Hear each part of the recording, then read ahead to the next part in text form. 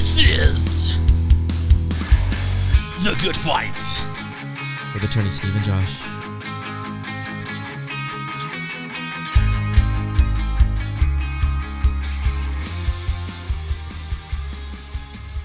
Well, there was no laughter this time, but I know why. No I appreciate why. I know why. Laughter. This is truly a somber podcast. It's with great, sadness that we are doing podcasts under these circumstances. Today is Tuesday, January 28th, 2020. 2 days after Kobe Bryant's tragic and unexpected death, along with his 13-year-old daughter, Gigi. Yeah, and the 7 other passengers of the S-76 that crashed. Yeah, no, I think we'd be remiss not to mention everybody that was right involved in the incident. I found out I was at home on Sunday, and Janelle, my wife, texted me. She said Miranda said that. I found out the same way. Miranda texted. Well, I texted you. Well, Miranda had texted us before you. Oh, really? Yeah. She had sent in a group text to Marla and I. Yeah. And it was a TMZ article, so I think my reaction was the same as a lot of people, which was, "This isn't true. This is who's doing this?" Right. That's what when I sent it to you, you said that you're like, "Is this real?" or something like that. Yeah, I think that was because I had a few, more than a few. I think at one point there was like 25 unread text messages or something like that. And I think my response to most people was, "Is this for real?" Yeah. Well, it's interesting because I immediately went on the news. So it's funny because I actually watched CNN. So anyway, another story for another day. But we're going to lose viewers. Yeah, I know. So CNN, the way that they initially reported it was that it was just 5 killed in a helicopter crash. And the reporter did not mention anything about Kobe They Bryant. were one of the last to confirm that it was Kobe. Fox News was one of the first. Okay. They said it almost right away. But my first text message to confirm it was to Bobby. Oh, really? Yeah, Robert Guerra from our office. I text Bobby and I said, "Hey, what are your sources? Interesting. What your sources got?" And he said, "I have 2 sources that confirm it." Really? Bobby, of course. He works for Fox Sports. Fox Sports. He's a producer. He's in the industry, if you want to say. Yeah, and he's in Miami now for the Super Bowl. Yeah. But yeah, it was a tragic day. I literally started crying. I teared up. Yeah, when I heard it. I think the weather on Sunday was very indicative of everybody's mood. Yeah. It was very overcast and solemn. It happened at 10 a.m. Pacific time. I cried on and off throughout the day. I think that, at one point, Marla and I we were driving to a housewarming party, and I think we were listening to 710, the Laker network, and I think at one point both of us were in tears because you start to think about the impact on the family. The death itself is tragic, and then you think about the ramifications of it. And somebody had mentioned something about his daughters, and with Marla and I expecting our first daughter, it hit close to home right away. And to people that know me well, people know that I am not one to hide my emotions, especially those kinds of emotions. I don't get angry often, but I am quick to shed a tear. Yeah, for sure. Not to throw my wife under the bus, but sorry, honey. Her, I forget. She told me, obviously, like I said, and then I told her, I think I shed a tear or something like that.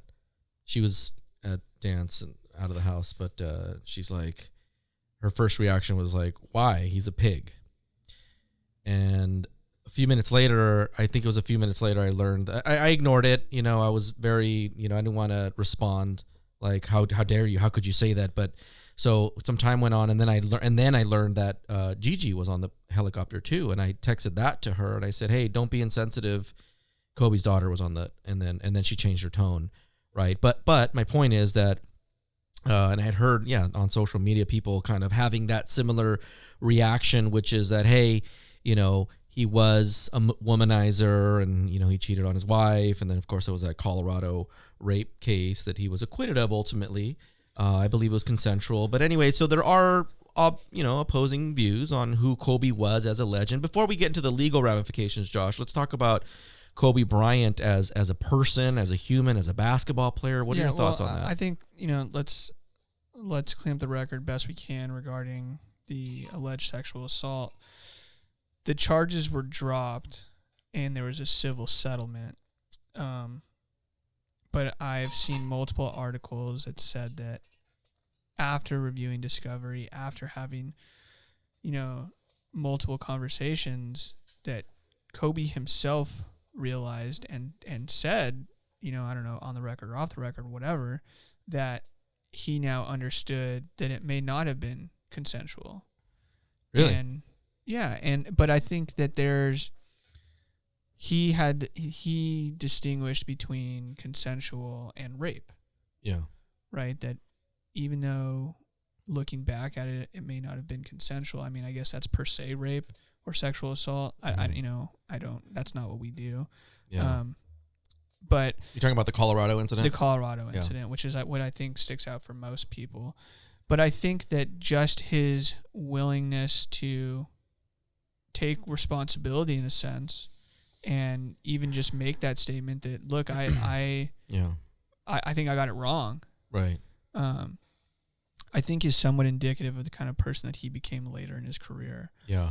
I don't think that I'll get a lot of pushback when I say that number 8 Kobe was very different than number 24 Kobe, and number 24 Kobe was very different than who he had become off the court. You mean as a father? As a father and years. And an entrepreneur, and just somebody that did a lot for others, specifically Yeah. for women. And look, I'm not saying that what he did was right or excusable in any sense of any sense, but different people who have committed similar actions have not reacted and done the things that Kobe has done. Yeah.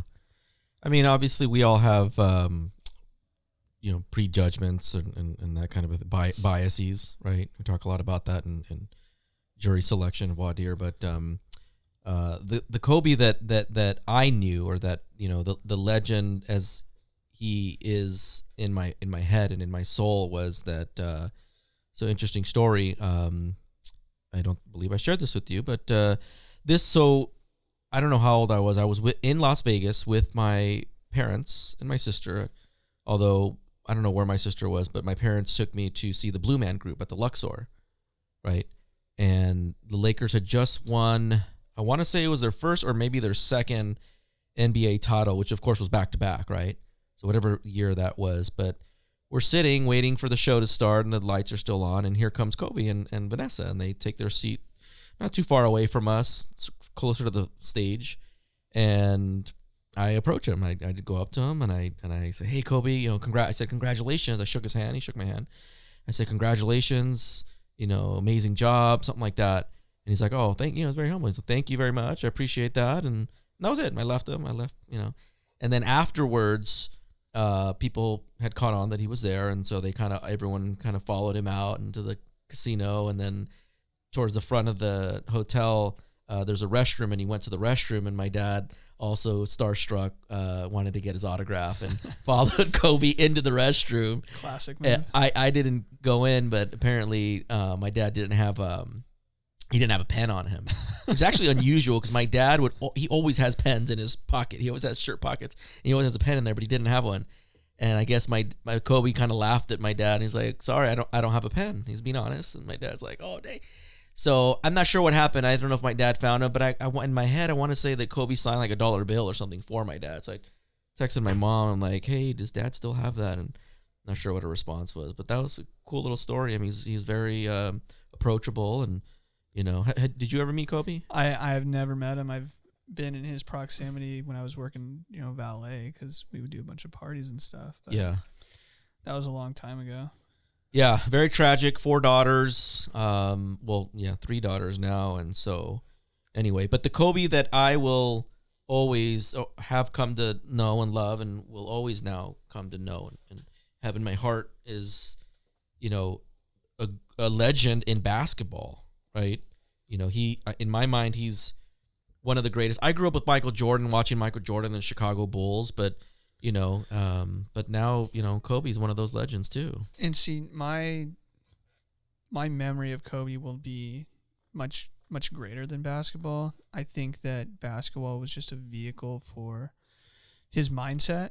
Yeah. Right, that Mamba mentality that everybody talks about. And I think that the reason that his loss is so widespread is because his mindset and his ability and just the way that he approached life and whatever he was doing transcended basketball. Mm-hmm. It was felt all over, in all different types of sports and all different types of ventures, whether you're a businessman or soccer player or whatever it was, right? There was this sense of, I'm going to put myself in that Mamba mentality so that I can get whatever I want to get accomplished.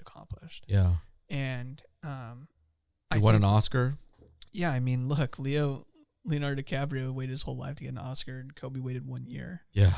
Right. No That'll tell you the kind of person that he is, and right. and he did it with the best. Right. Right. He didn't just go write a short and get some music in the background. He went and yeah. wrote the best short there was and had John Williams compose the music in the background. Right. And I think that that's just a testament and an example of how he approached life. That if he was going to do something, he was going to do it to the highest degree possible. Yeah.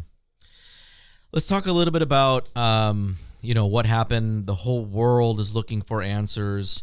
The NTSB, which I believe stands for the National Transportation and Safety Board, today issued a public statement in a press hearing, and I believe you heard all of it or most of it. And so we have some new information that came out today. But it's interesting because we deal a lot in accidents and personal injury, and so one thought that came to mind when I first heard of this is who's to blame, right? I mean, unfortunately or fortunately for what it is that we do here, I'm kind of the belief, I know we've debated this before, is that you can't, if there's an accident, it's because someone or something was negligent, something or someone fell below the standard of care, right? And so here, I think almost, per se, someone is to blame, something is to blame, right? So let's talk about I'm certain that the family members of all 9 individuals that perished on Sunday are going to hire lawyers to investigate what happened. And of course, we have some new information about what did happen. Specifically, this is generally the facts, but it was very foggy on that Sunday. This happened in Calabasas, right near Malibu, right off the 101. And so the visibility was extremely poor. I don't know how this happened, but the pilot was able to get clearance for this flight that happened. And we also know that at some point the helicopter lost communication with the relevant towers, or the what do you call that? The radar, or whatever you want to call it. Yeah, it's air traffic. Air traffic control. Mm-hmm. And at some point descended upwards and veered to the left, and then crashed. It was actually downwards and to the left. It was a downward left bank or something like that. But crashed like abruptly. Yeah. How many miles per hour you said? It was in knots, and then the equivalent of the knots was like 185 miles per hour. Very abruptly. Yeah, suddenly. It was a high speed impact for sure. Yeah. So what did you learn today from the NTSB statement? Well, I think that one of the takeaways from the NTSB statement was that after every crash that they evaluate, they make recommendations. And 2 of their previous recommendations involving similar helicopters there were 2 things. The first was a terrain warning system. Okay. I forget what the acronym is now, but it was a terrain warning system for helicopters that were going to carry more than 6 people. And the NTSB recommended it, and the FAA did not implement it. Right. So I think that you're talking about standard of care, though. Right. Well, I think that off air we were talking about where are the pockets? Who are the deep pockets? Right. Yeah. FAA. I don't know. Right. No, I don't think so. We're still so right. early into it. Right. I mean, they set the standard. Right. So I don't know. And then the second recommendation was that a black box be on board because there was no black box on this helicopter. Yeah, but that's more of an evidentiary thing. Exactly. On Sunday, when I first learned of this accident, my first immediate idea was, some sort of defect in the helicopter, maybe improper maintenance. Maybe there's maintenance that's required and it wasn't done. And I haven't heard anything about that. I haven't heard neither have I. Any issues about it. And the thing I have seen is that across the board, everybody talks about how this helicopter in particular was a great helicopter. It was what people enjoyed flying in. It was the Cadillac of helicopters. What about pilot air? What do we know about the pilot? How many hours had he flown? I think the information right now is that he had been with this specific company for 10 plus years. He had, thousands of hours of flight time. So he was not an inexperienced pilot whatsoever. And he had flown Kobe particularly for an extended period of time. Now, nobody wants to think about this, and I don't know if our listeners have even thought about this, but what about Kobe Bryant himself as a deep pocket and as a possible defendant? I think that would depend on his involvement on, did he influence anybody to get the helicopter up in the air when it shouldn't have been in the air, right? Did he push the envelope? Did he say, well, if it's a close call, I think we should just do it? And to be completely honest with you, I don't think that's the case because, look, Kobe's a powerful person. I don't think air traffic control cares if it's Kobe or, John Doe. I disagree. I don't know. I think that he's got had a lot of influence over anybody he met. And I would agree with that, but I think there's a difference between having influence on people that you meet and in regulations like this, right? Think about this example, right? What if it's a commercial airliner, right? Are they changing anything because Kobe says I got to be somewhere? No, they're not doing that. The FAA is calling the shots. Well, but there's a big distinction there between a commercial airline and a private charter or whatever this was. Yeah, but it's still the FAA that's governing the airspace, right? If they say you're not going up, you're not going up. Yeah, we do know that. I don't know if whatever governing board was it, FAA, that allowed this particular flight to happen. Well, it's not uncommon that helicopters fly in inclement weather. I mean, the whole purpose of a helicopter in many situations is to go into bad weather to rescue somebody, right? In fact, this exact model helicopter is used for search and rescue. Is it? Yeah. So it's not like the helicopter was not built for this. Yeah. The other thing that I think the evidence will show is that they were intending to go to a Mamba Academy, and there was a tournament. It was a tournament. Their destination was Camarillo. There's a hangar in Camarillo. Okay. That they fly to. What in that a good plaintiff's attorney would try to establish that Kobe did want or pursue getting to that destination, irrespective of how bad the weather was. No one likes to think about it, but that would require the basic assumption, right? The premise that Kobe was more concerned about this tournament than he was about the safety of not only himself but his daughter. Yeah, but don't we make those kinds of arguments every day in our line of work? Right. Well, making them every day and then making them with 12 people in the city of LA when Kobe's the defendant, good luck. Yeah, true. Good luck. I agree with that. What about the idea of comparative negligence as it relates to the other individuals who maybe got an invite to... You're saying assumption of the risk? Is that what you're saying? An assumption of the risk. Hey, you can't see anything outside. Why would you get on a helicopter? But why would that argument be any different than...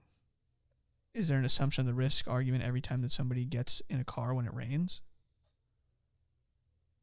I guess so. I mean, well, no, I think right. that would be a weak argument. Yeah, I think it goes back again to the FAA, right? We're relying on these government agencies to set the regulations to say yes or no. It's binary. It's not maybe. It's yes or no. It's safe or unsafe, right? And if they say it's safe, then that's us saying, okay, the government has taken my best interests into account. There is no risk involved here. I can get on this airplane or this helicopter and nothing's going to go wrong. I'm going to get to my destination. So I think it would be an insulting argument for them for the defense to make the argument of assumption of the risk. Yeah. What do we know about? So this was Kobe's helicopter. Was it a charter? What? I think it's a charter. I think it's a holding company. I don't know if it's a holding company for one of his businesses but I think he's probably part of like a co-op or something like that has a fleet of helicopters that he can use. Well, it's sad all around. No doubt about it. Let's talk a little bit about the idea of damages. So let's assume that the case goes to trial and you have multiple plaintiffs, you have multiple claimants, the family members of the decedents, all the 9 people that died suing different entities, different defendants, and we do this in our trials is move into evidence, establish, create a story about our clients' economic damages and non-economic damages. And let's just focus for right now on Kobe himself in terms of quantifying both the economic damages portion of Kobe's life and his non-economic damages, which means pain and suffering, loss of life, and in this case it'd be a wrongful death. So there's some issues there, but we talk about when we try a case, we talk to a jury about how do you measure a life? How do you measure someone's loss of enjoyment of life, inconvenience, mental anguish, that kind of a thing? Normally, I mean, we don't have celebrity clients, but how do you think the plaintiff's lawyer representing Kobe, and let's say the defendant was the FAA or whatever the case may be, in terms of quantifying the economic and the non-economic damage? Well, I think the economic damages is, even in this particular case, is not easy for Kobe, right? Because you're not talking about the big salary that he used to have when he was a player, right? Yeah. You're talking about investments. You're talking about endorsements. You're talking about him holding, advisory roles in corporations. And so I'm sure that a lot of his income, at least on the venture side, was based on the potential success of the business. And so it's not as cut and dry as, okay, well, he had a 5-year, $150 million contract, right? It's not that simple. Mm-hmm. It's what business is it, right? And then how speculative is it? Yeah, a lot of it is speculation. And then I think that from a non-economic perspective for Kobe, I actually think he's the easiest one, right? I think the more difficult question is for the plaintiff's attorneys that are representing all of the other deceased. How do you use the value of Kobe's life against the others? Are you saying that because Kobe is a celebrity, he shouldn't be entitled to, his family members shouldn't be entitled to more or less pain and suffering? I'm saying that I think most people are going to assume that he's entitled to more. Right. Right. He's got 3 daughters at home, a wife, impact far beyond that. I think that the challenge for the other plaintiff's attorney is to convince the jury that their clients are worth just as much, if not more. No, I think that the concept of justice is blind is pervasive in our practice, and I would agree with that. I think that consistent with that motto, it shouldn't matter if you're a celebrity or not in terms of pain and suffering damages, right? Yeah, to be completely honest with you, I don't think there's any way this ever gets in front of a jury. Why is that? Because as stupid as insurance companies are, I don't think they're that stupid. Yeah, it's going to be interesting to see if... And now remember, this all depends on what kind of evidence comes out, right? What kind of facts there are, because, we don't know what the cause of it was right now. Yeah. So this is very, very speculative. This is very early in the process. Yes, it is. I think we have a special guest on the sidelines here, and just as a preface, we did mention your name earlier here, so you are the subject of a little bit. Don't read the comment section. Don't read the comment section. All right, my wife's not in a position to get on the show, but maybe some other day we'll have to prepare a little better. But good to see you. Thanks for dropping in. Just for the record, do you know why Kobe had a helicopter to begin with, or why he started to take helicopters? I do actually. I believe that I saw last night. We were watching my wife and I. Hi, honey. We were watching a news show or whatever, and they had interviewed him, and he said that he wanted to find a way to, because he lived in Orange County, Newport Beach, I believe, something like that, and he needed to find a way to get to Staples Center for practices and games in a way that wouldn't compromise his time with his family. Yeah, and that's exactly it. There was early in his career when his eldest was in elementary school. His routine was that he'd wake up every morning, he'd drop her off at school, and then he'd go into LA for his workouts. And then if there was no game, he'd come back home and pick her up or go to whatever function she had. And there was a day where he dropped her off at school, went to the workout, and traffic was so bad coming back that he missed one of her recitals. Oh, really? And he said never again. He said, what I'm doing, right, playing basketball and making this money, is to better serve at home. And if I'm not going to be there for it, then what does it matter? Yeah, interesting. So he literally had flown thousands of times, sure, on a helicopter. Yeah, that was his routine. His routine. Daily. I mean, during the season, every time they played at Staples, right? Yeah, every time they had workouts. I had heard that he bought a condo at the Ritz-Carlton, which is just so he could use the helipad. Yeah, and exactly. And the helipad up top was, I don't know if it was his, but he certainly used it a lot. Yeah. It's right across the street from Staples Center. Absolutely. Well, he is already sorely missed, and like I said, it definitely struck a chord with me because he, like, consistent with what you were saying, it resonates with me that he was the best at what he did, and I strive to be the best at what I do. So, rest in peace, Kobe and Gigi and the rest of the family members on that helicopter. Any final words, Josh, on this somber recording of The Good Fight? No, I think we've said it all. All right. Well, thanks for listening, and I think I'm not going to do the outro on this one out of respect for Kobe Bryant. Thanks for listening.